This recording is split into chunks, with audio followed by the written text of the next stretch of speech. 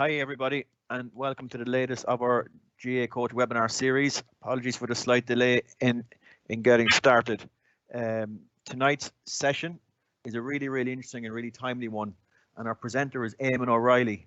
So Eamon is a chartered physiotherapist and clinical lead of SPARC in South Dublin. He has worked with a number of intercounty teams in hurling and football, and he has worked with the Dublin hurlers since 2011. He's has been a physio for the Irish international rules team on 3 different series. He has also been involved in physiotherapy services for the Irish high performance boxing squads. So Eamon is also currently on the National GA Medical Scientific and Welfare Committee, and he's a sports science he also sits in the sports science expert group for the GA. So his main clinical areas of expertise are involved in complex chronic athletic injuries around the hip, including recurrent hamstring, abdominal and hip or groin injuries.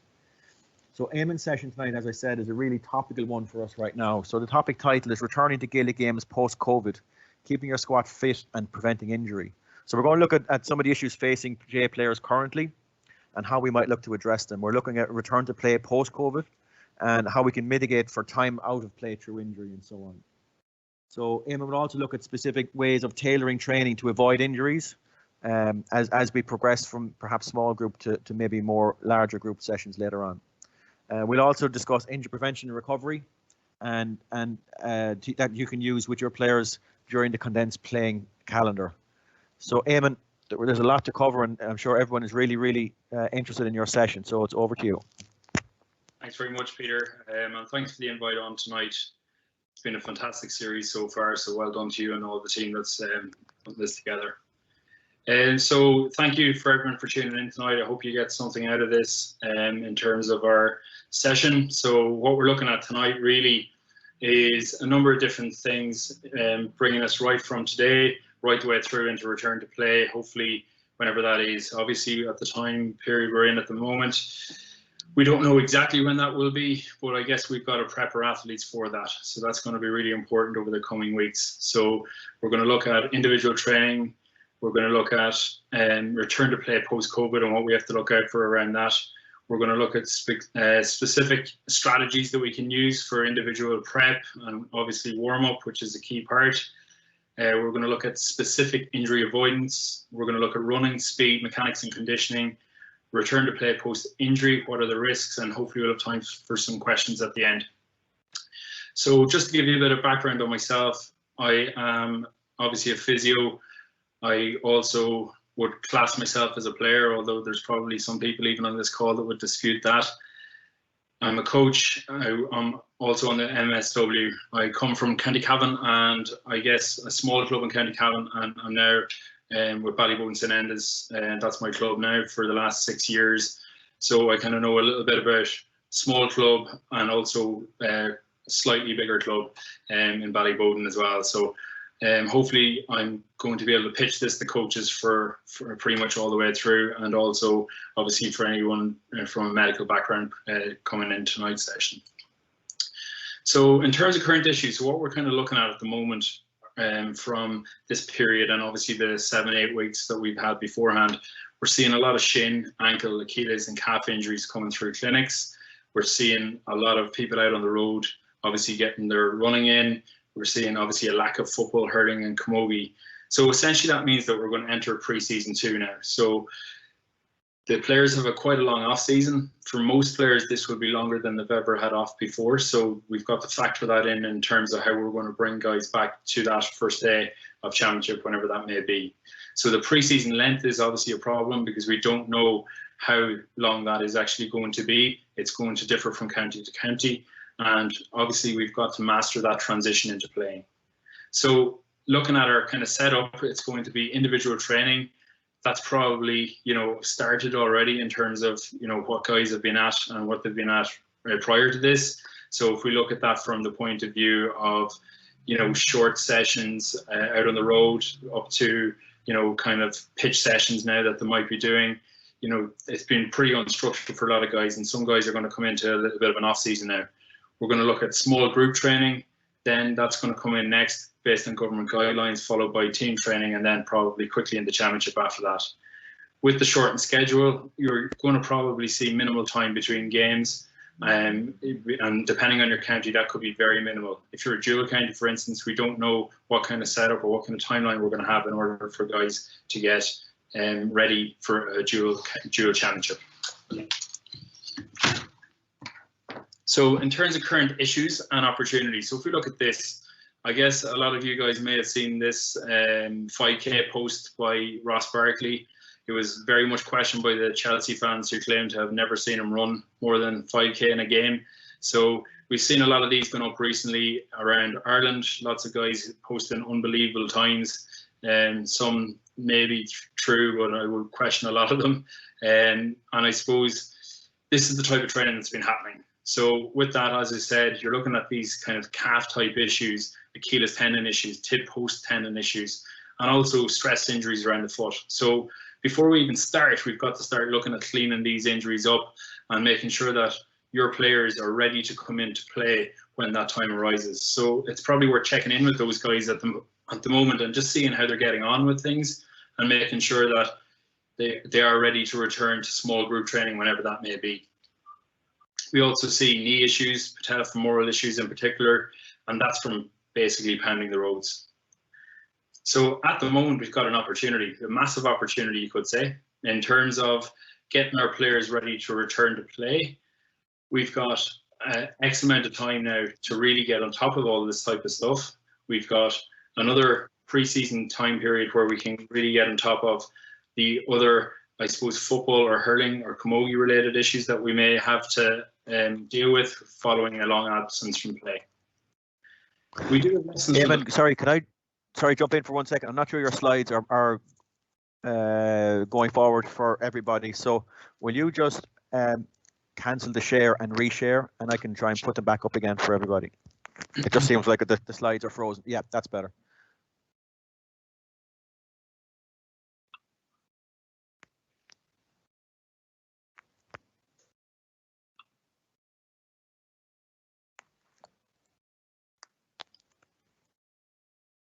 Better? We can see the current slide. It seems Teams has been acting up for the last 24 hours or so. So I can see the current slide, the NFL player, and so on. Sure. But yeah, maybe if you can just work away, and if it's still happening, I can come back into you. Sure, no problem. So in terms of the NFL lockout of 2011, this was basically a player contract issue. And it does teach us some lessons from the past. So the timeline was very similar, March to August, along the same timeline that we have. The pre-season was condensed. It went from 12 to 14 weeks down to 17 days. Achilles tendons ruptures in this time period were fourfold. So that increased the obviously injured list massively, given the time out of play associated with Achilles tendon ruptures. We also saw a massive difference in terms of the types of players that were getting these issues. Veterans are normally the ones that come out with these issues, whereas in this time period it was mainly rookies.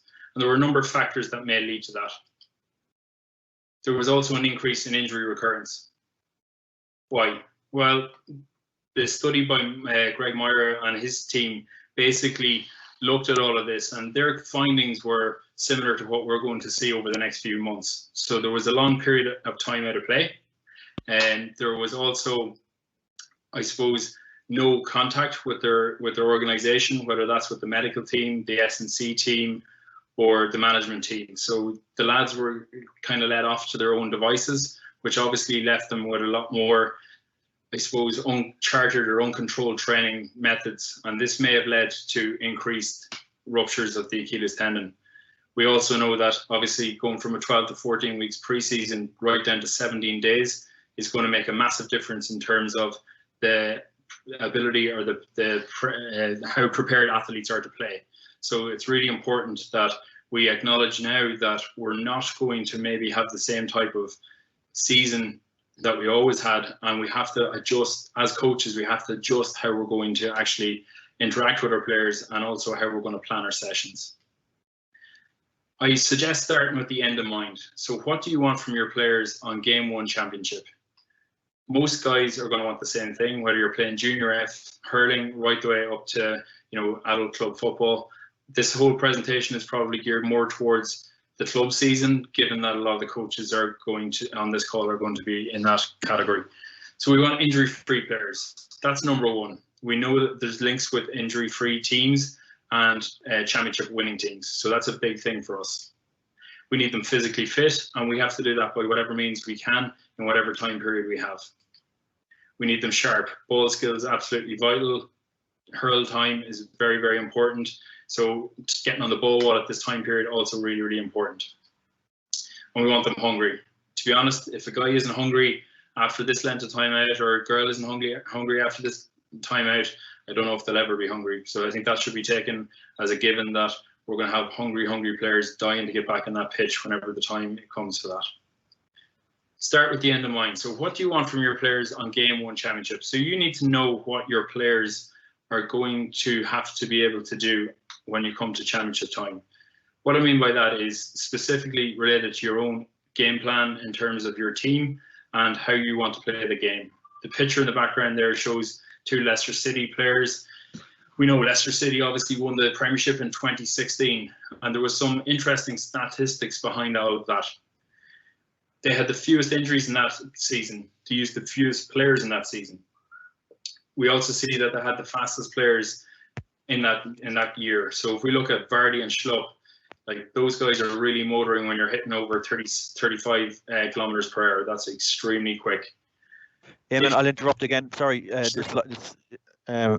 I'm not sure it was working. I think I'm in control of the slides now. I've used the version you sent me. So if you just want to tell me to move forward the slides when you're ready, and I'll do that for you.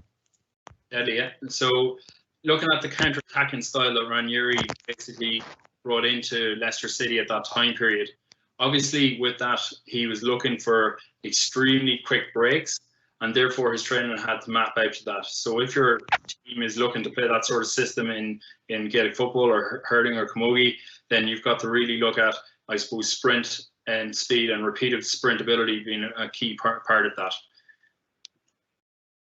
Klopp, on the other hand, was brought into Liverpool in October of 2017, I think it was, and we saw straight away when he came in that his style of play was a gegenpress style, where there was a lot of pressure on the from the forwards on opposing defenders, and obviously with this brought a new, I suppose, increase in terms of load that the players are expected to undertake. So we ended up with a lot of injuries with this Liverpool team, and I guess at that time period, you know, that probably impacted massively on their success at the start. Once Klopp had implemented his methods and got his, I suppose, his end in mind, we're seeing the results of that now when we're looking at Liverpool 25 points clear in Premiership. So you're looking at your own team to see what type of game you're going to play, and obviously your training needs to map out to that in order for you to avoid injuries, because you want the tolerance or the bandwidth of the player to be increased massively in order for them to be able to withstand whatever style of play you're going to implement. Coming back specifically to GAA, we know from the data we do have that acute injuries are three times more likely to occur than chronic injuries. Non-contact, 2.8 times more likely than contact.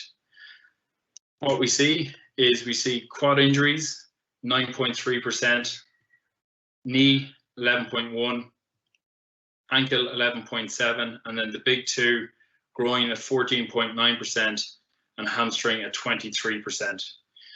What we see with that is, you know, I suppose our focus areas for injury prevention around the lower limbs specifically. A lot of the injuries we sustain in GAA are lower limb injuries. Obviously with hurling we see more hands and sometimes shoulders, you know, in terms of hand fractures, etc. But mostly GAA players, this is what the research we have isn't, I suppose, massively complete, and we definitely need to do more as medical teams in terms of contributing to the national database on this, and hopefully that's something we can make some ground with over the next couple of years in terms of making it really consistent across all teams, like it is in the NFL, like it is in the AFL. But this is the best data that we have in terms of our GAA injuries at the moment. We also have some other injury data which you can check out on my Twitter there. I just didn't have enough time for the slides on adolescent players. So that's also there. You can check it out. It should be up there now. So what we do know, sports injuries compromise team success. Inappropriately prescribed training load can lead to injury. So that's on us as coaches. Increasing training load too quickly can lead to large increases in injury. This is a study in 2016 by Tim Gabbett, and a weekly increase of 50% in training load leads to a 38% increase in injury. So if we've got a shortened season, or if we've got a really decreased timeline in terms of our training start date to the start of our first championship game, losing a guy or two guys or three guys or up to 38% of your squad would be huge. Well, you're never going to lose that much, but even losing 3, 4, 5 guys is a lot of injuries to pick up in that time period. So really getting our load right, and I'm sure a lot of you guys have looked at Tim Gabbett's work on how to bring guys up in terms of incrementally increasing their training load. And this also works the other way. So if you're not training the guys to a proper level, or getting them up to a good enough level in terms of their training load, and they're basically going to be underprepared for competition. So we've got to be really careful about making sure that we're able to meet the demands of the game.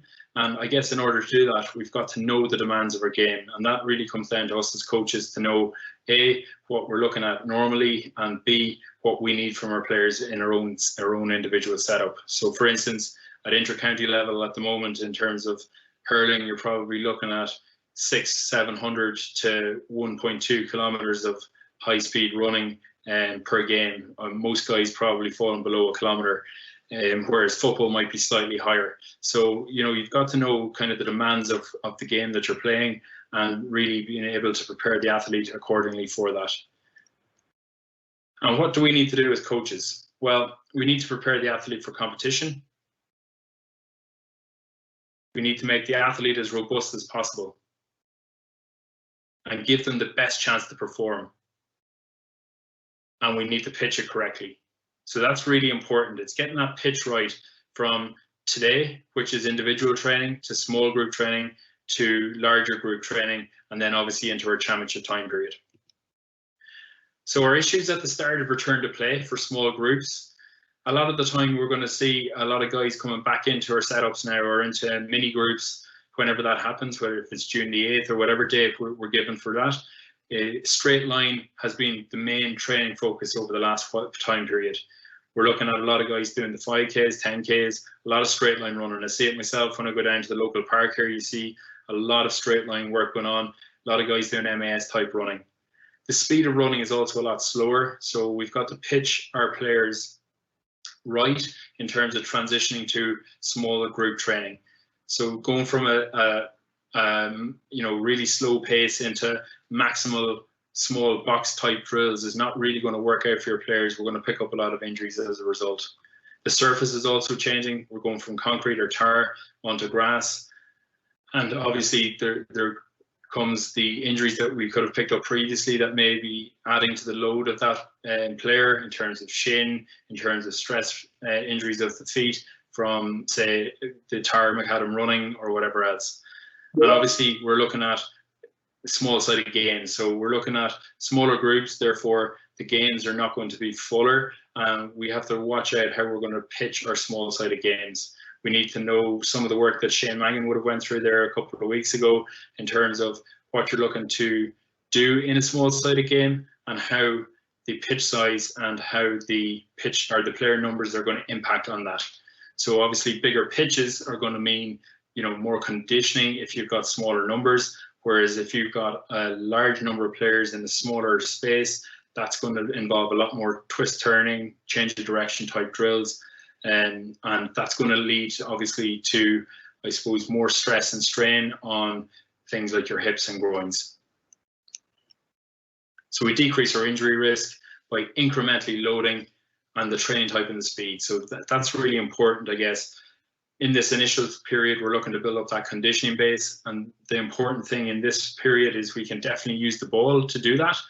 You know, whether it's a larger pitch with smaller numbers, you're probably not looking to go into that max speed effort type scenario because the player hasn't been there for so long. You've got to build up to that point. Really important to have recovery pre and post session. The most important thing around recovery, I guess, is allowing an athlete to be ready to train and allow an athlete to be ready to play. So that's giving them the best chance to perform on a given Sunday or a given Tuesday or Thursday night. And then we've got to use the various training modalities wisely in terms of those small groups. So really making sure that we're not just training straight line now for the next month in terms of conditioning. We've got to look offline a little bit in terms of, you know, our multi-directional work, in terms of our curb running, in terms of everything else that basically makes us GA players. And so we've got to train the end with the end in mind, essentially, but slowly bringing us up that curve. Return to play then in the larger group. So it changes a little bit, I suppose, when we go to that. So we've got some risk factors at that point, in that there's a lack of time pre-competition. There is a lack of match play on the player's behalf, and lack of fitness, obviously. So in terms of that, what can we do? We can help the lads out by starting the conditioning work now. There is some conditioning work that you can do individually, and obviously soon enough we'll be able to get into those small groups. The sooner you kind of get started on some of this stuff, the more seamless the transition is across, and the less cramming you're doing at the end. And again, I mentioned it earlier on in terms of that multi-directional conditioning. That's extremely important in terms of preparing the athlete for play in a multi-directional field sport. And I suppose most importantly, for a coach, it's most important that we don't try and do it all. So we know that this gap is going to be short, and we know that we've got so much work that we generally put into a season. It's not viable, or it's not really going to happen that you're going to be having the perfect, I suppose, training plan and the perfect pitch into championship this year in terms of how you would normally do it as a coach. So making sure that we're able to, I suppose, get the key components in and do essentially the best we can through accurate planning, and really, really looking at, I suppose, how you can make that player as good as is possible in terms of those 4 key components that we need on that first championship day. And that's going to be really, really important, and you have to really work on that. And then we've got this other group, the return to play post-injury. So that type of player is the guy that maybe has not really been involved in the first half of the season that we had, or the 1 or 2 games or whatever you had, and potentially was out from an injury from last season, or picked up an injury early on this year. These guys we have to be really touching base with at the moment. From the NFL lockout, we saw that the guys that were injured previously had recurring injuries taking place at this time point. So coming back into play, they had a lot more of this injury recurrence. So a hamstring issue popping its ugly head up again, or a calf issue, or whatever else. We have to make sure that we're looking after, I suppose, the injury in terms of adequate rehabilitation. And we have to make sure that as a coach that we're encouraging these guys to get back at it. Biggest risk factor for future injury is obviously previous injury. So making sure that, you know, we're basically bulletproofing the athlete for play starts really right now. If you've got guys that maybe are in that category, it's probably worth, you know, giving them a call this evening, or giving that lady a shout this evening, and just seeing where they're at with things. At this time point, a lot of athletes have maybe fallen off the wagon a little bit in terms of their GA, and, you know, haven't really been thinking that much about it because there's, you know, no end date in sight. But we've got to use the opportunity that we've been presented with in terms of making sure that these athletes are coming back in the best possible health. And we saw in the NFL lockout that poor rehabilitation took place due to access. So access to, you know, your local physio, or access to, you know, the facility to train in, or access to the gym, whatever it may be, you know. And obviously the current situation, you know, tends to leave players just maybe drifting a little bit. And I think it's really important that we look at addressing that with our players at the moment. And often you hear, well, you know what, I'm going to be out now for the next 6 weeks anyway, sure, I'll just rest it. That's going to be the answer to this. If you have a chronic overload issue, rest will not be the answer. Often we're looking at biomechanical deficits that have led to that overload injury, and it's really important that they're addressed in order to prevent the injury from happening again. If you don't address these biomechanical deficits, once you come back into that first couple of weeks of training, the shock to the system is bad enough without having an underlying issue to deal with as well, which is obviously going to worsen the situation. And we need to ensure that all the boxes are getting ticked before return to play. And by that, I mean, you need to bring your players, or make sure that your players are going through, I suppose, all the various components of rehabilitation and that makes them a GAA player. So we're looking at strength control, reactive strength, making sure they're getting the running volume, making sure they're getting the running speed, and all the other return to play markers that we have. The speed vaccine is an interesting concept. It was first, I suppose, heard the term being coined at a conference a number of years back. It's based on some work by Shane Malone, and basically sprinting can play a key role in injury prevention. So a number of studies have looked at this, and particularly Shane has looked at this in the GA and in the intercounty game. By developing lower body strength, repeat sprint ability and speed, this increases tolerance to workload and reduces injuries. By getting all these factors in place and getting all these components really spot on, then you're creating an increased low tolerance for that individual, for that athlete. So the bandwidth is bigger, therefore their ability to withstand the demands of the game increases. However, at this current time point, you've got to be careful with this, because obviously you can't just start sprinting guys next week or the week after. You've got to develop that bandwidth over a period of time, and that's really important. Under and overexposure of a player to maximal velocity events increases the risk of injuries. So that's what the study told us. Basically, if you undercook the players, when they go back on the pitch, they're not going to be ready for action. You know, they're not going to be exposed to those high sprint levels. The only way you could work something like that is if you ask the cornerback not to sprint out after that ball. Good luck with that one. If you're looking at overexposure, you're basically looking at giving the players too much of this maximal sprint and maximal velocity events. And obviously with fatigue or with, you know, the timing of that, you know, you can increase the risk of how that athlete is exposed to injuries, specifically around the hamstring.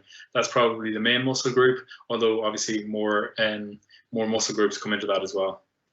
Nice phrase that Shane has coined is use it or lose it, but don't abuse it. So I guess that really comes true in terms of our ability to sprint, and it also really shows us that we've got to make sure that we're looking after the athlete and looking after their body as we're going through the next number of months. So the big question is then, when to sprint? Do you sprint at the start of a session, or do you sprint at the end of a session? I listened to Dr. Damien Young's talk a number of weeks back, where he spoke about the Tipperary hurlers implementing a sprint under fatigue, you know, program. I guess a big thing with that would be, I would love to ask Dr. Young where in the season they pitch that in at. And for me, I suppose I would not like to be doing that without that bandwidth being developed really, really well, you know, coming into championship. Essentially, I think you'd be rolling the dice to do that on the Thursday night before a big game. However, the flip side of that, and this is probably where he was coming from, was if you're in the Leicester City camp, where you've really worked on this over a long period of time, then you can get those guys sprinting like Leicester did on a Thursday under fatigue to get them up to that level. So realistically, it's all about timing, and it's all about their ability to withstand the load. And at the moment, coming off the back of a 12-week layoff or a 10-week layoff, whatever it may be, you've got to wonder, would our athletes be ready for end of session sprinting? For myself, I suppose a lot of the coaching I would have done, I would implement this type of warm-up at the end, or this type of training at the end of a warm-up. So what we've done here in Ballyboden St. End is, as much as possible, we've got our coaches trying to undertake the warm-up we're going to discuss in a second, and also adding in these sprints at the end of our warm-up to really, I suppose, engage that athlete on a weekly basis and expose them to that maximal, or, you know, close to maximal sprint speed. In terms of our pre-season versus pre-championship, if we look at it from a pre-season point of view, small groups at the moment, coming straight back in. That's not our time period for going for maximal sprint work. For our pre-championship work, I guess that's definitely going to have to come in there somewhere. You know, I wouldn't have any issues with guys sprinting on a Tuesday night, you know, before a match on a Sunday. You know, once that the guys are coming into that session, like we spoke about before, in terms of well recovered coming into that session, and some of the other factors that we're going to discuss later on in relation to hamstring injuries. How often to expose? I guess we're probably looking at 7 to 10 days that we're looking for that rolling maximal velocity effort within that time period, and trying to build the guys up all the time with that. So over the course of the season, you might see guys, you know, not that quick in say November time, and then they're approaching top speed as they come on in the year. I guess a little bit of that too will be got to do with the type of surface that you're looking at. Obviously softer ground in the winter, and also the harder ground in the summer. So when you end up in a situation where you've got a lot of lads, you know, training potentially on 2 different surfaces in the winter, where you've got astro or potentially a, you know, boggy grass pitch, and you've got this kind of to and fro between 2 pitches, that obviously exposes the athlete to greater injury risk. So we need to find the optimal amount of high-speed running. This is going back to our point previously regarding our GPS data that we can use as intercounty setups, in terms of looking at the data of what we require of our players. Obviously at club level, there's not too many clubs that will have access to this type of, you know, I suppose, technology. And for you guys, you know, it's just about better planning and implementation of your session, knowing what you're going to do and what are the expected outcomes of that in terms of high-speed running, or if you're doing specific running drills, then you're going to obviously know the distance and you're going to be able to pitch it at a level suitable to that player. And we need to condition it. So we need to build up to that. And we also need to, you know, I suppose, bring our players up to that point where they're getting that regular input of this type of work in terms of the game-based approach to this. So what I mean by that is that, you know, you're looking at bringing this sprint-based training in through your training sessions. So it doesn't have to be side of the pitch, we're going to run these guys, so on and so forth. You can definitely, with some really good thinking, think about how you're going to get your running into your session with your ball or with the slitter. And we're looking to avoid overloading the athletes too quickly. That's really important. Movement variability obviously is very important, and basically we're talking about looking at all the various factors we've discussed previously in terms of multi-directional work, in terms of deceleration, acceleration, change of direction, whatever else, you know, that's really important. And we need those max speed exposures as we discussed. So what about small-sided games? Well, I think it's really important that, you know, we refer back to some of the previous speakers in terms of the pitch size and what that will happen, what will happen with that in terms of the goals of the session. So bigger pitches are going to lead to more fitness type work if you've got small numbers on that pitch. Smaller pitch based work with bigger numbers, a lot more contact, a lot more tackling. That type of work, especially in these small group situations that we're going to have over the coming weeks, you have to be careful with that. We know that these guys are coming off the back of no contact whatsoever, probably going to have a period of no contact at the start anyway, and then building into contact. But we've got to make sure that we're not exposing them to increased risk of hip and groin injuries as we're going through that time period. So the positives obviously of small-sided games are increased ball contacts, change of direction, accelerations, decelerations. You can also obviously get a lot of, you know, I suppose fitness work done with bigger pitches. And when small-sided games are well designed, they can match the demands of Gaelic football. Jason McGann's research tells us that. And then obviously you have to think about the differences in terms of hamstring activation and fatigue between those kind of acceleration, deceleration type movements and obviously max speed movements. And obviously you've got to take into account what's happening in the hamstring, you know, what we're asking it to do when we're going into bigger games where there's more, you know, bigger space games where there's more, I suppose, exposure to fatigue. And we know from some previous research by Madison et al. That these guys are basically more at risk of developing hamstring injuries in that environment because of the fatigue element associated with that type of game. we know we're going to be doing these games over the next number of weeks. It's just really about planning well for these types of games.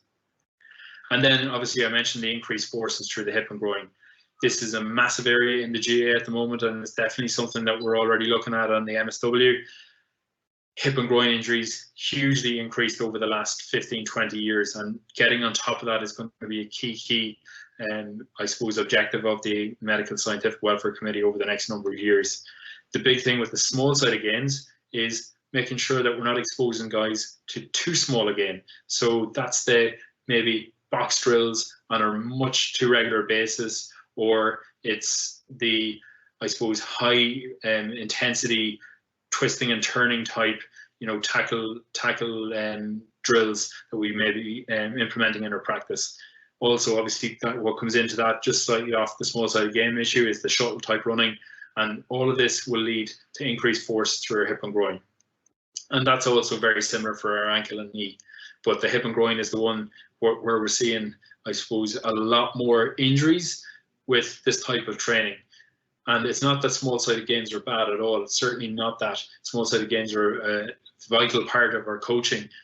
A big thing is just planning well on when you're going to do the really smaller type gains and the surface you're going to do that on, and then when you're going to do the bigger type, more expansive type gains.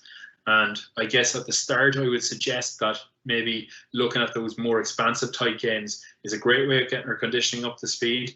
The speed of those drills may not be as high as you would have maybe in other type drills, because of the fatigue element. Guys are not going to be able to, I suppose, really push on as that game goes on.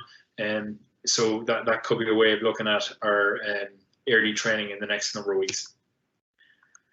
Next thing I want to speak about is warm-up, and it's something that every single person on this call no doubt has done with their team, and it's something that we really need to tidy up on within GA. And I think as I go through this, you'll see why.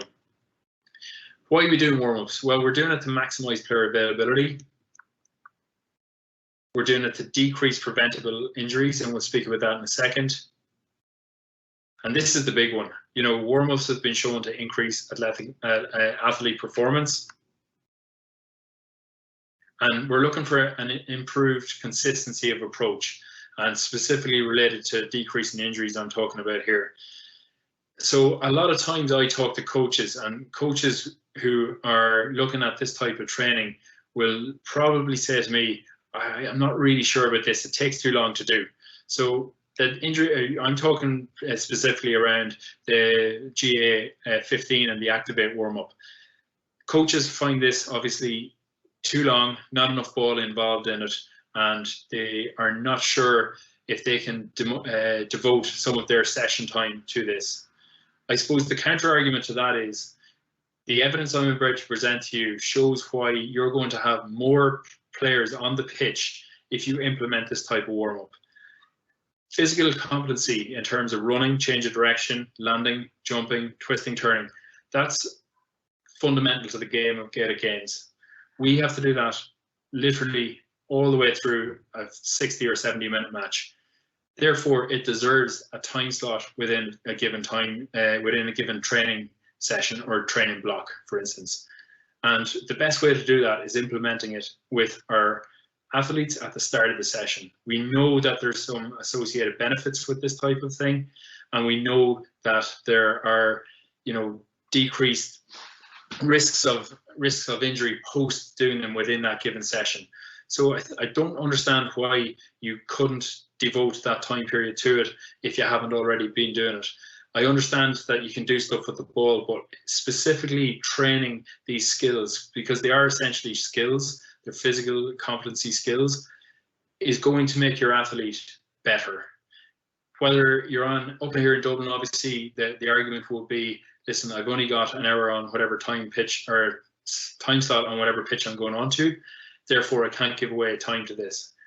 There's not too many pitches around that doesn't have a side area where you can start this 10 minutes before your time slot is due to start and get on with it. Down the country where there's lots of space, there's definitely no excuse for not implementing these warm-ups, and you'll see why in a second.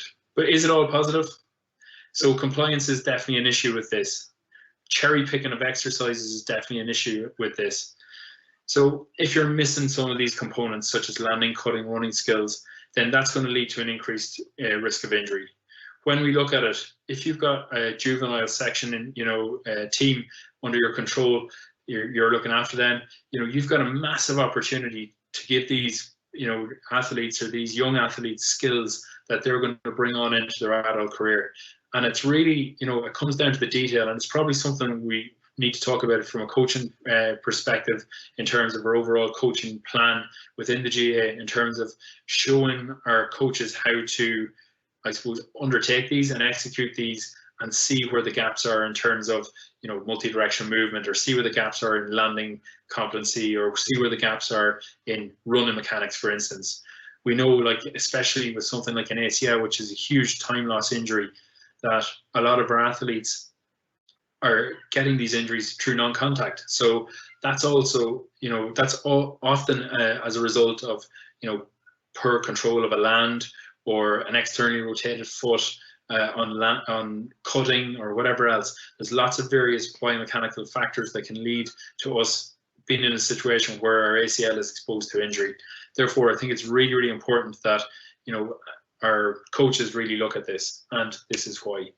So the FIFA 11 Plus is where all of this information has originally come from, and I guess the GA 15 and also the Activate Ulster Cancer warm-up are essentially versions of this, to a GA specific, group.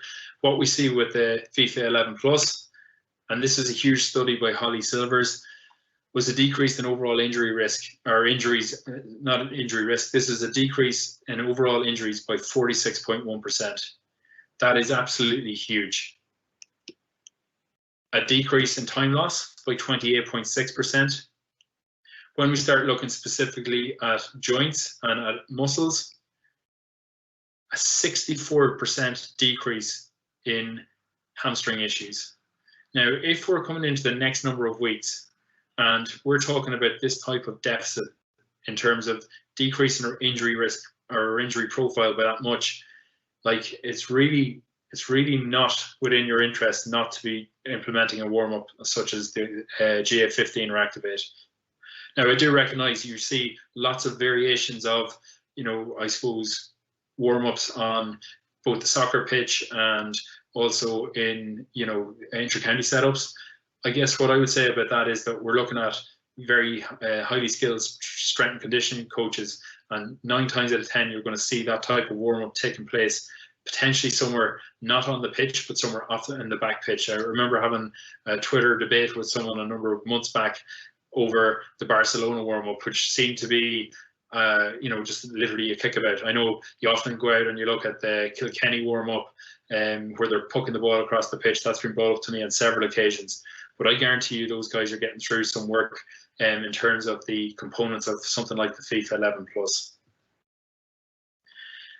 And then ACL injuries, 76.5% decrease. Now, this isn't the only study, the Holly Silver study. There's also a couple of other studies that have looked at this. I've put 2 other studies up on my Twitter again. So there's a study by Thorborg et al. Which looked and it found similar, I suppose, results to Holly Silver study. And there's also a small study on GA players which really looked at hurling, and it also found a 45% decrease in injury risk, which is, again, it's really, really huge in terms of what we can give players in a 10-minute slot. So in terms of our components of this type of warm-up, the GA and 15 and Activate really are the warm-ups we're talking about. As I said, they're based on the 11 Plus. The section 1 that you're seeing there really is looking, and this is the GA 15's one, you're looking at the running side of things here. The section F on the right hand side there is the second half of this. The Activate is similar enough, except the Activate probably incorporates a few more of the section below the section 1 there, the lunge type stuff, the jump type stuff within the actual warm-up, and you run through the phases. Now, there is one caveat I would say, and it's timing of execution of exercises. I would not agree with sticking a Nordic curl in the night before or before a match. the Nordic curl, something like that is going to, yes, it can decrease your injury risk as shown by the study by Pedersen et al. But if you throw that in before you're going out in the pitch, the Nordic curl is a fairly high intensity hamstring exercise. So if you're exposing your players to that before or the night before a training session, then you're going to put them athletes at risk. If you want to bring this into, say, your schedule on a regular basis, or another hamstring exercise, strength exercise, which there are many of, you know, that the time period for doing that is probably after a session or on a day where there's no session the next day. And then we're looking at individual strategies to address the pre-warm-up. Individual prep, this is pretty much called an intercounty setup. And basically we're looking at any number of, I suppose, individual exercises within an athlete's, I suppose, injury profile. So you can see the top one is maybe one for the shoulder. The bottom one is one which is me showing per running technique with the first one where I fall off to the side, and the second one where I've got really good hip contraction where I'm staying nice and tall and I'm getting right through and just landing straight on. So that's a run mechanics one. So I probably wouldn't say I would be prescriptive with this. I think a lot of athletes are, you know, already, especially the ones that are really tuned in and are really looking to push on or have had previous injuries. These guys are, you know, already implementing their own pre-warm-up, and it's just activating muscles. It's just getting things ready to go for that warm-up before you go out on the pitch or whatever else. And as I say, run mechanics really important to integrate into every warm-up. And basically, the GA15 and the Activate really give us the opportunity to do this. And I would integrate multi-directional mechanics into every session. If you don't have any, I suppose, access to, you know, a coaching of a good enough level to do that, just get online. There's lots of different resources there, you know, that you can look at. Ian Jeffries, for instance, is one guy who's into this, and there's a lot more out there that you can look at. Jonas is another guy who's big into this, and so that's really a run mechanics. And then we're looking at specific injury avoidance. So specifically looking at the hamstring. So we know 23% was shown in that study to be a massive number in terms of the greatest injury risk that we have. How can we avoid injury? So the day before sessions, heavy hamstring-based gym work the night prior to training, that's not clever. If you're looking to go and really train well, you need your hamstrings not suffering from some sort of DOMS and not being fatigued going into a session. That's a maximal effort in a session a lot of the time. So you've got to be able to basically execute that. And giving yourself a heavy gym session the night before is not a clever way of going about your business. And as I said, we're looking to work up to max sprints. You're not looking to jump in straight away and do it. You know, your warm-up will come into that. You're looking to minimize your risk by, you know, the day before not having that neuromuscular demand on the hamstrings. The max sprint is a big enough neuromuscular demand on it already. So we've got to really give the athlete the best chance of getting through these max efforts by, you know, training up to a max sprint effort through your actual session, whether that's at the end of a warm-up or just a slightly further into your session. Or you've got to look at, you know, I suppose the strategies of in the day before or whatever else. And then obviously the recovery post-session. As I said, the neuromuscular demand of max effort sprinting is quite big. And you'll often hear lads talking about, oh, gee, I didn't feel that that session was a big session yesterday, yet I'm really, really sore. And one of the huge advantages we have, you know, in intercounty setups is that we've live GPS on the sideline where we can really gear our athletes through their sprinting, so we can take them up through the gears a little bit, and that's a big thing in terms of making sure we're not overcooking them too early. And then we talked about the regular exposure to sprinting with variation, and what I mean by that, and this is a key point as well, the variation is not just straight line sprinting. We know different demands are placed in the hamstrings when we curve run. We know different demands are placed in the hamstring when we're sprinting and changing direction quickly. And all of these things, you know, are basically asking our hamstring to produce force, and we've got to be exposing athletes to all the varying factors of that, or varying components of that. And as I said, I will be definitely avoiding end of session sprinting until sufficient conditioning has been achieved. Therefore, the next number of weeks looking for max effort sprinting, or even if we look at the COVID period as a whole, you're going to be doing well to get your athletes that sufficient bandwidth to be able to go after end of session fatigue sprinting without decent risk. I guess coming up towards the end of your pre-season stroke, just before you're really starting to gear in the championship, if you have guys up to that level by that stage, then you're in business. But it's going to be tough at this time point of the year to do that.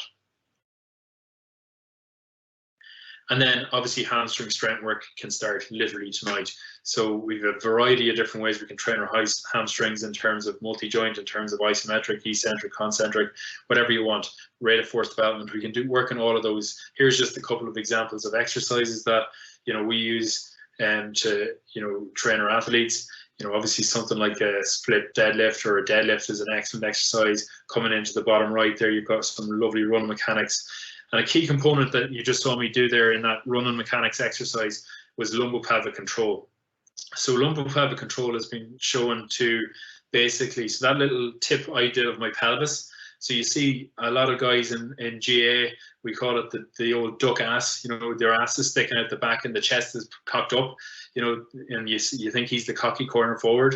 Well, actually, sometimes these guys have trained themselves into that position by poor technique on deadlift with an overextension of the spine, or through various other exercises in the gym or otherwise, or through poor running mechanics. So what happens with the hamstring in that instance is the hamstring attachment and below the knee, and the hamstring attachment at your hip is basically, or at your pelvis is basically, the distance is increased, which obviously puts us more at risk. You've got poor running mechanics on top of that. Then you're going to obviously have a bigger stretch in that again, and that leads to obviously hamstring issues. So running mechanics again forms a massive part of any hamstring rehabilitation. And you can see me in the top right there. Again, I clicked in there with the lumbopelvic control, huge part of it. And as I said before, like, I don't have it here. It's, Nordics have got a lot of press in the last number of years as an exercise. That's the exercise where basically you're on your knees, someone holds your ankles and you fall forward. But there are definitely other ways that we can train our hamstring. And in fact, I would definitely encourage guys to train their hamstrings in a variety of different ways. The research all points to really positive results in terms of eccentric and Nordics. That exercise top left is an example of that. That's an eccentric. And then we're looking at groin and hip. And I guess specifically looking at that, early doors, we're going to avoid very small-sided gains, especially as training returns. We're going to include multi-directional running early on. We're going to get that started even already. You can get your athletes out in their ones and basically getting them working on some of this work. And muscle recovery is vital post these sessions. And I think that's really important, especially early doors.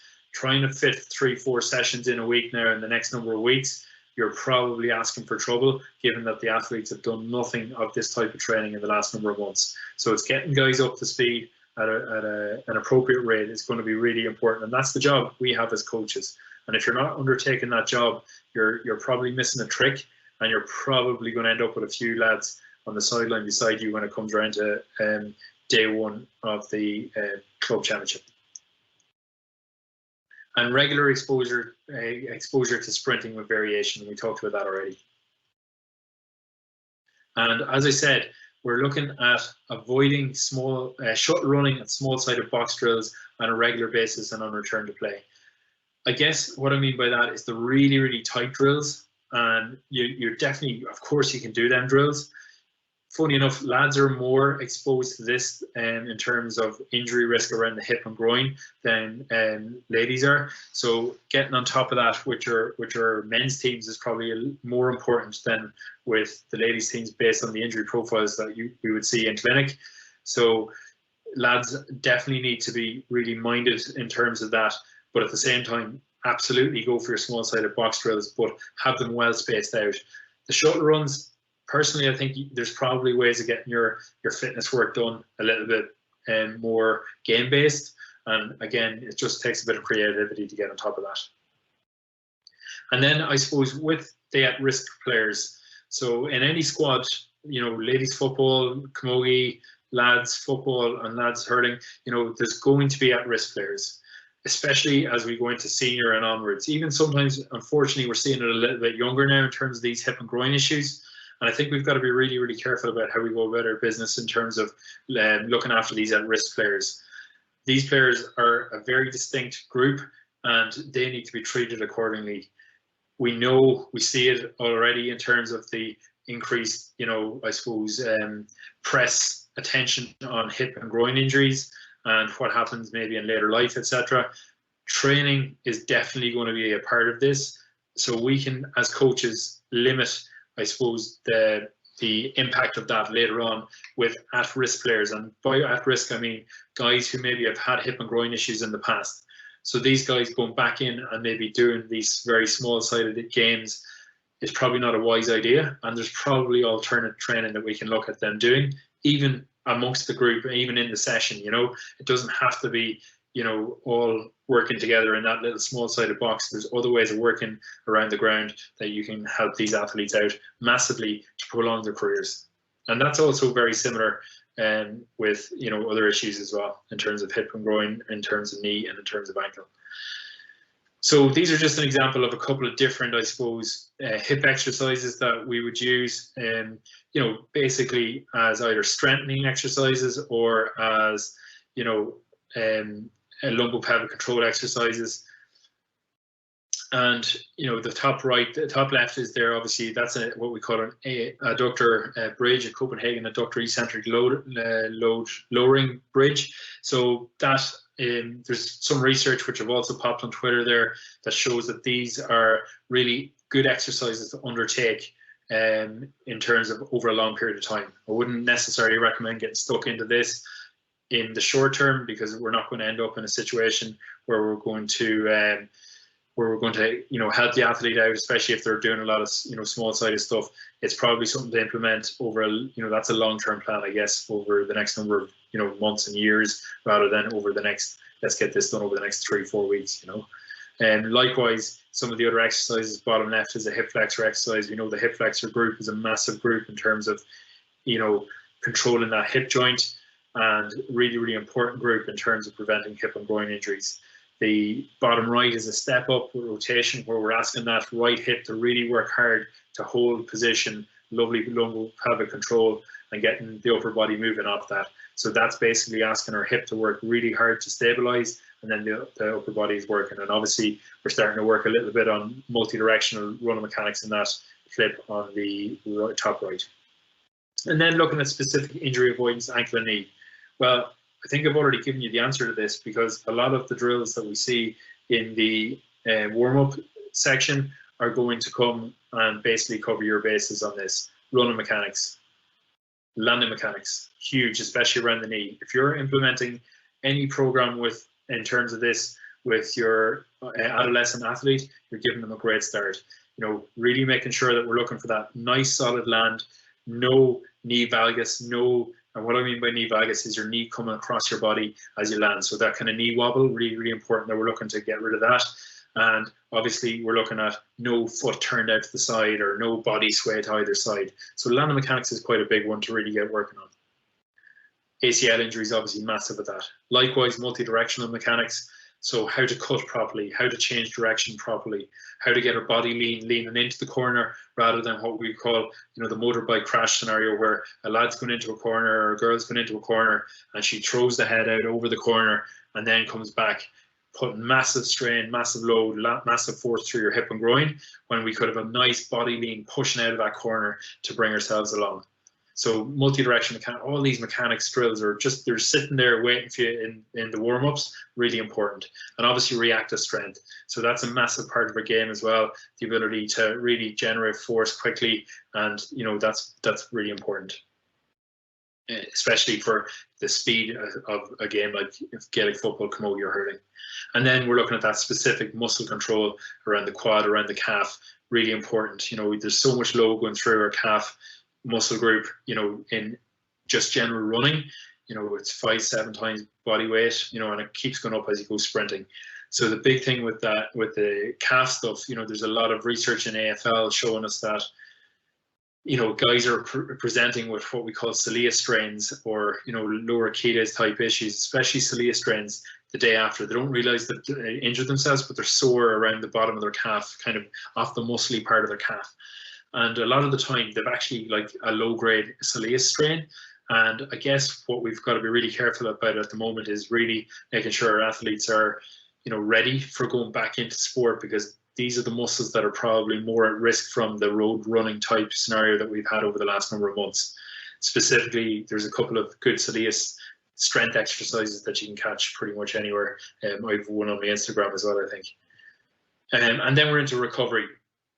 And then looking at a recovery, so there's obviously loads of modalities. There's a 300-page paper I was reading through only last night, and, you know, all of these come into it.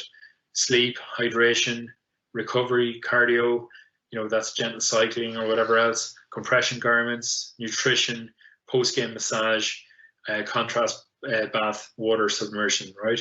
So there's a variety of different kind of research or recovery modalities that we can look at in the research. And I guess there's no massive, you know, standout one that, you know, this is the one you should be doing, but we do know that all of these add to the mix, especially I suppose around that sleep, hydration, nutrition area, where we know that there's a lot more research coming out in more recent years, which is great, because like getting nutrition, especially in this time period now where we might have quick turnarounds in terms of either dual players, or where we've got quick turnarounds in terms of, you know, week on week in terms of championship, it's really important that we look at our athletes and get that nutrition and hydration and getting that cellular level recovery going as quickly as possible.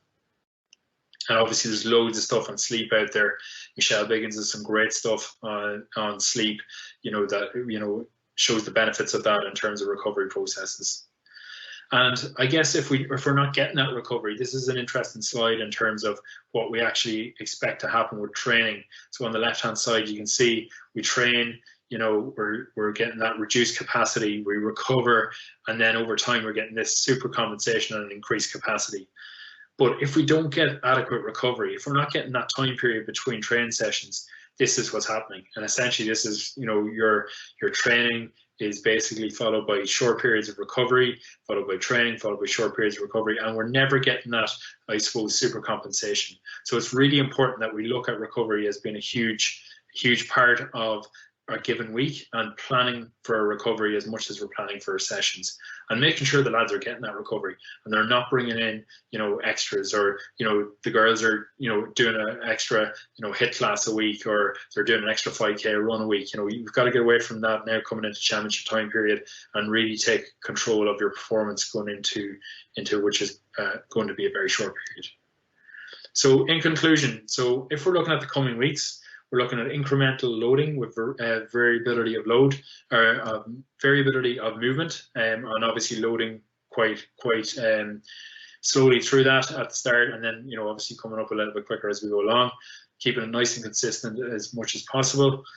The GA15 activate warm-ups reduce injury by 35 to 50%. That's a massive, you know, research to have in your back burner when, you know, say another coach might say to you, well, why are you doing that? You know, this is, we've got the answers right here in the research, and it's huge research from a variety of different sources around the world. And sprint quickly, wisely. This is a really important one. So I guess we're coming back into using the speed vaccine analogy. So if we're looking at speed as being a preventative, you know, effect on injury, especially around the hamstring, we've got to get that sprint training into our athletes on a regular basis.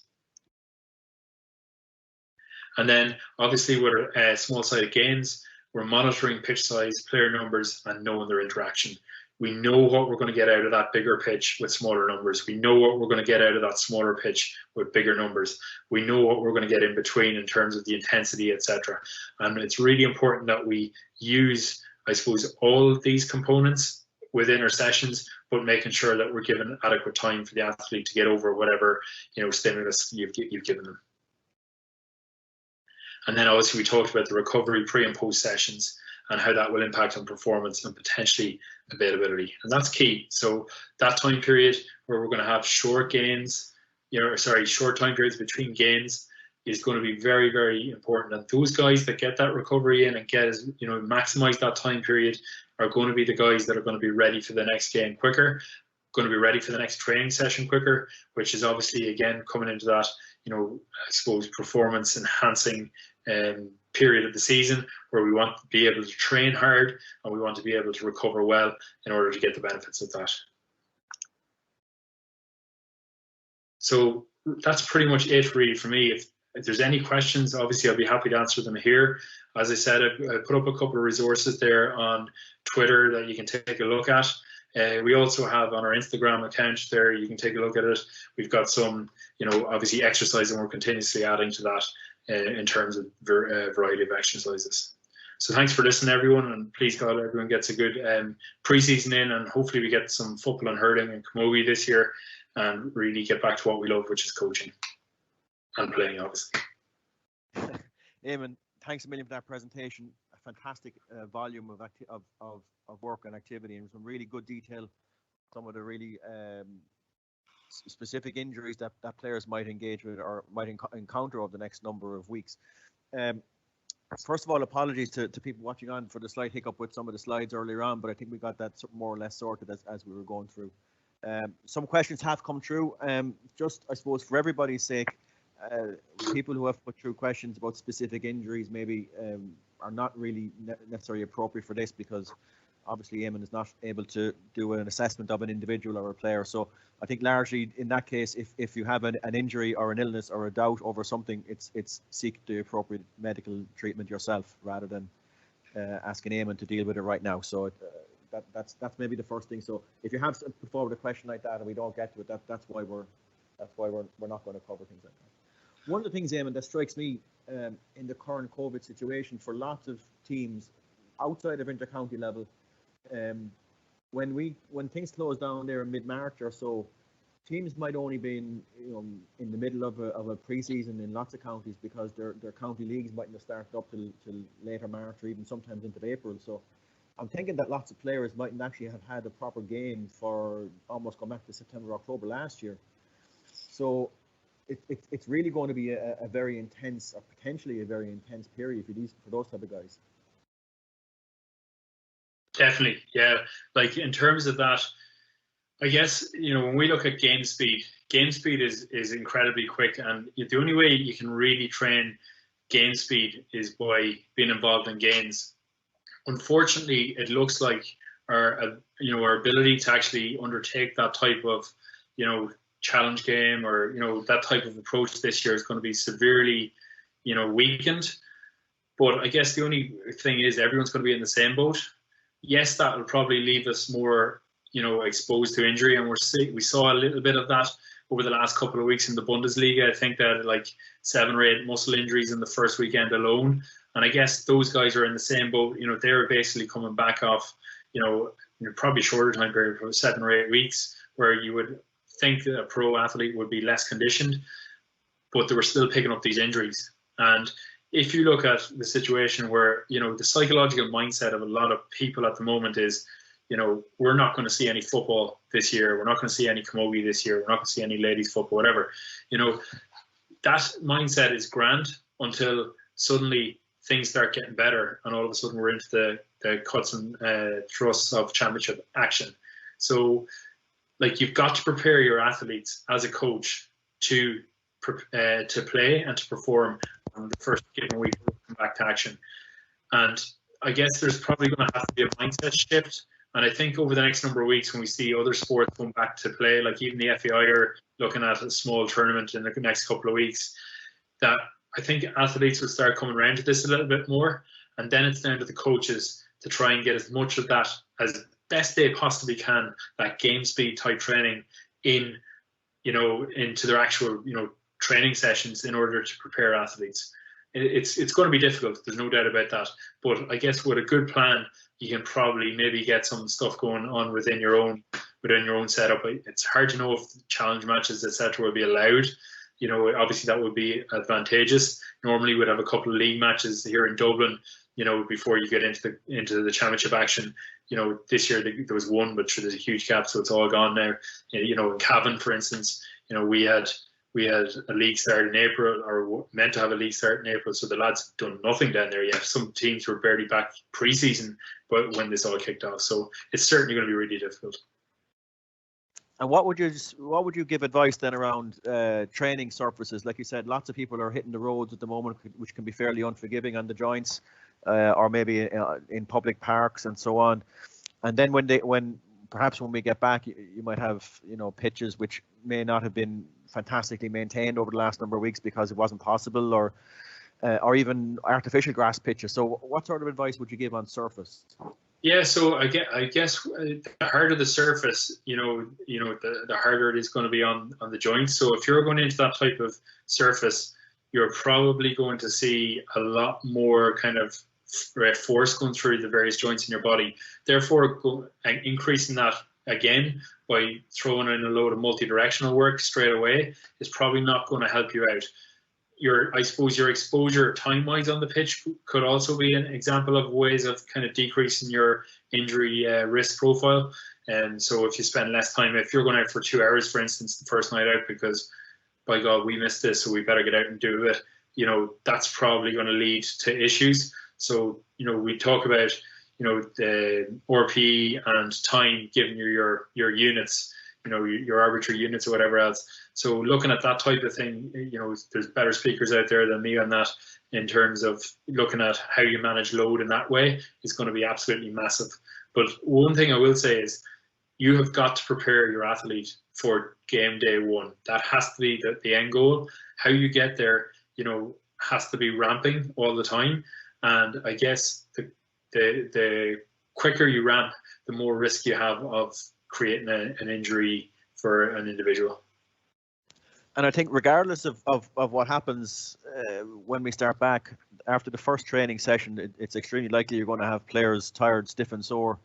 And is there something that can be done as regards to warm down, and what maybe specific recovery advice or even timing schedules would you look at for that type of situation? Yeah, well, like if you're looking at the first couple of games, so in terms of the warm down specifically, from what I've read anyway, a lot of the research is pointing away from that as being a really, you know, useful kind of modality. You know, your static stretch and post has been really useful.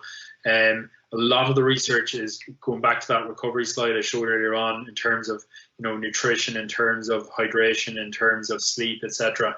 And I guess especially in that initial time period, if you're looking at your athlete on say Tuesday night, which, you know, we'd all love to be out there, lovely evening like tonight, and then you're looking for them to go again on Thursday night, you know, that's a very short time period after being out for so long. So maybe giving them the extra day or so, and, you know, that could actually be of huge benefit to an athlete. You know, you could see, you know, a big increase in terms of their ability to get out of that kind of, you know, that kind of a training effect from the session, you know, the kind of micro trauma that would have been caused by that session. So I think that's probably a big thing to look out for, you know, to make sure that you're given adequate recovery, especially at the start. And that's probably distance between sessions to an extent, because we're all going to be massively keen to get back at it. But, you know, if you're looking with a little bit of a wider lens and a bit of a longer lens, you know, you can see down the track how going 3 times the first week, you could pay for that in a couple of weeks' time, like. Yeah, and Des Ryan mentioned that on his discussion last week as well, a couple of times, about how, you know, week 1 might only be 1 session, for example, and like, you know, progressive overload is one of those fundamental canons of sports science that everyone learned about, you know, day 1. So it really seems to be something that we need to put in a specific emphasis on. 100%, and you hit the nail on the head there. You know, it's progressive overload, and it's so hard to get that right in terms of, you know, that ramp up. But if you're starting with that end in mind and working your way back, you can kind of see what that should look like. And then, but I totally agree with what Des said in terms of, you know, really that first week, you've got to be so careful. Like, you know, the first 2 weeks of preseason, any year, you're looking at this and you're going, you know, as a physio, you've got your hands on your head, you're going, we've got to try and put the reins on this somehow to try and keep lads available for the coaches to train them through the pre-season.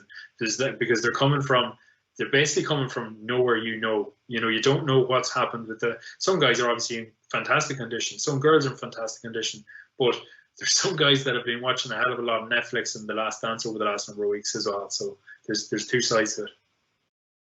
Absolutely. And a question here from Brendan.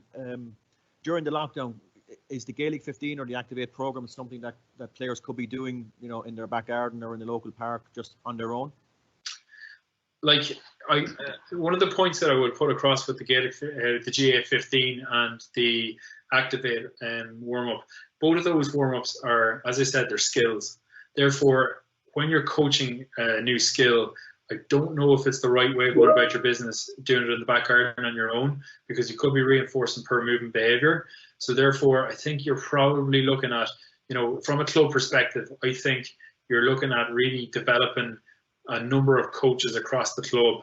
And as I said to you before, or said during the presentation, I really think it's something that we should have in on the foundation level, foundation level modules in terms of our coaching, that coaches are able to see this in action, or maybe not the foundation, maybe the level 1 or something, that they see what good movement looks like. What does a good land look like? What does a good cut look like? What does going about your own business in the back garden, and you can be seeing all sorts. Even when I was training the minors here in Bowden last year, and you nearly have to be on the lads the whole time to ensure good technique, and even at that, they'll always drift off and you're having to get back on the case with them. But what we know about these types of warm-ups is that if you're doing them over a prolonged period of time, then the athletes are getting the benefits of that, and the research is overwhelming in that regard. Yeah, absolutely. And I think just for people's attention, there are videos of the Gaelic 15 and the Activate activities on both the GA Learning site and also the Ulster Council sites as well. So if you want more information on each of those things, they are available there. Again, one of the things that strikes me at the moment is that when we do get back on pitch, players will be extremely anxious to play. And maybe one of the roles that coaches and strength and conditioning coaches and various people involved with teams will be almost holding people back for their own benefit. And even at the moment, do you see benefit, or what advice would you give to coaches whose players are, trying to do a lot of work at the moment, whether that be 5Ks in the park or running out the road? So what advice would you give coaches on those type of things? Yeah, well, you're dead right. Players are caged animals at the moment. They're only dying to get back at it. In terms of that, education is probably the best bit about that. But you've also got control a little bit in terms of what, if you're, I'm not saying you're prescriptive, but you're certainly setting out what the session looks like. And if you're coming back to this period now, so starting from now, as I said earlier on the presentation, and you're looking at maybe taking somewhat control of what's going on in terms of the individual training that guys are at, you can kind of pull it in a little bit and pull the reins in a little bit. But I think good athletes will realize that or guys that have been around the block a while, or guys that have had previous injuries, or girls obviously as well, that they will see that basically that there's no benefit to going hell for leather, because more than likely they've had an experience before where that's not worked out, in terms of pre-season or whatever. So it's important that, I suppose, you educate them and then maybe help them along the line in terms of, what does a good program look like when we're individual training. And then obviously in the small groups, then as a coach, you're definitely going to have more control over what's happening. And for those coaches maybe that haven't been that engaged with their teams over the last little while, it's probably a good idea to be able to get some sort of a picture of what the players have been doing. Like you said, if you've been watching Netflix 10 hours a day as opposed to a guy who might have been trying to do a bit of training here and there. Key, absolutely key. The first guys I'd be getting in touch with if I was a coach right now is those guys who had injuries coming into lockdown. So those are the research from the NFL lockdown is telling us that they're the guys that were recurring in terms of injuries later on in the season. They're the ones that's my first pot of guys that I'm going after. My second pot of guys or girls that I'm going after will be maybe the people in your club that maybe mightn't exactly be the best trainers in the world, and maybe need a little bit of guidance in that regard. they'd be probably the next batch. And then there's obviously a good batch of guys, and we're lucky here. We have a huge batch of them that, you know, they're on it, and they know what is happening in terms of, you know, training, and they know how to train their bodies, and they're actively looking for that information, which is great. Yeah, I'm sort of we usually sort of try and finish up these sessions by asking the presenter to give some resources or materials that people are able to access for themselves and have a look at. So I'm obviously conscious that you know, that in the physical area maybe a little information can sometimes be a bad thing, but are there places that people could go to for good reputable information? Yeah, well, like I suppose it's such a wide field, you know, it's such a wide field, and I wouldn't want to send any coaches down there, you know, into research or whatever else.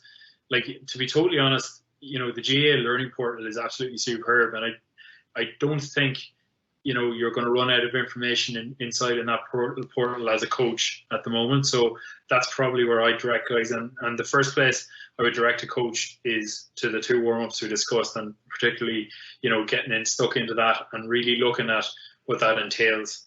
You know, there's some brilliant research from the States on ACL injuries and adolescent girls, you know, and like it's deep. You know, they're 6 times more likely to pick up an injury, or 7 times more likely to pick up an injury, which is huge numbers in terms of, you know, their risk attached to that.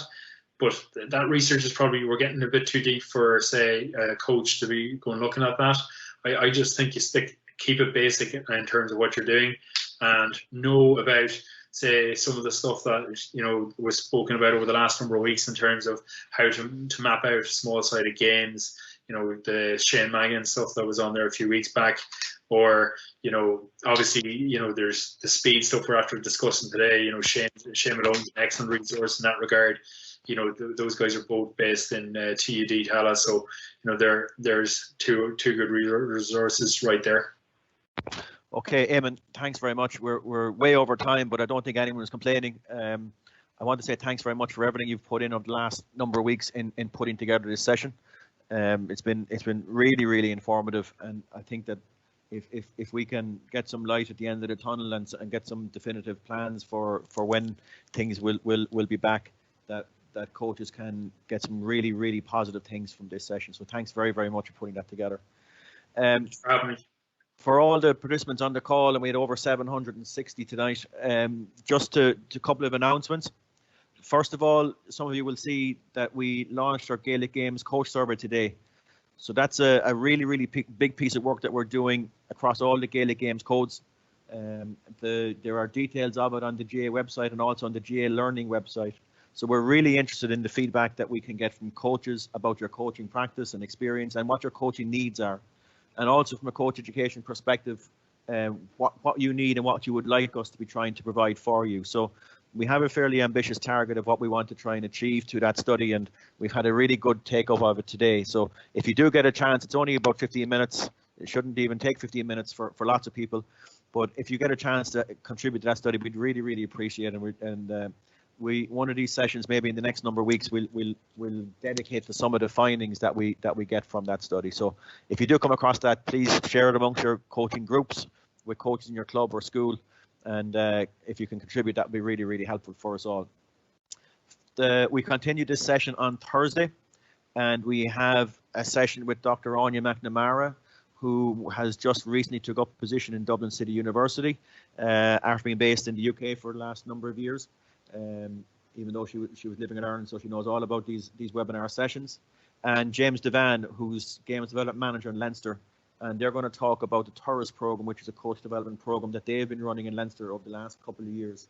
That's a really strong evidence-based program, especially for the younger players and teenage players in our system.